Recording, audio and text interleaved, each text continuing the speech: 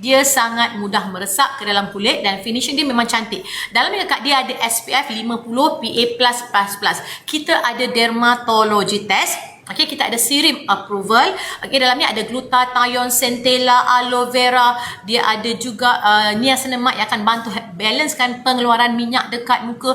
Yang ni kakak mesra wuduk. Yang ni boleh dipakai seawal usia 13 tahun ke atas. Kakak nak pergi hiking, nak pergi bersukan, nak pergi berkemah, nak pergi berkelah, kakak nak pergi naik motor ke, sangat bagus pakai. Tengok kita pakai, nampak kakak.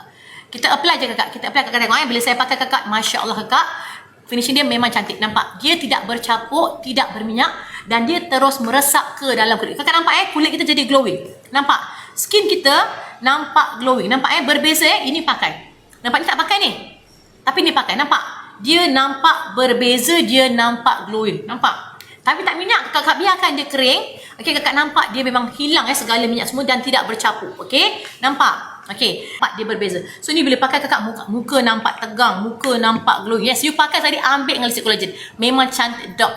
Okey, jadi yang nak bayar sayang, tolong bayar laju-laju. See, dah glowing, nampak? Nampak tak dia nampak glowing tapi tak berminyak, tak bercapuk. Tapi nampak cantik. Kakak boleh dapat harga mega kakak. So ini tadi saya pakai sunscreen, saya nak cuci balik. Tengok Yang ni kakak paling senang, dia ambil air, gosok-gosok je.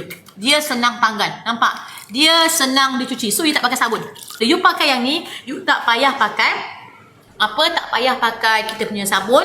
You pakai air je, dia dah boleh hilang. So kalau you pergi travel, sangat senang. Okay, you travel sangat senang nak buat pergi travel, nak pakai, nak solat. Dia memudahkan urusan kita sehari-harian.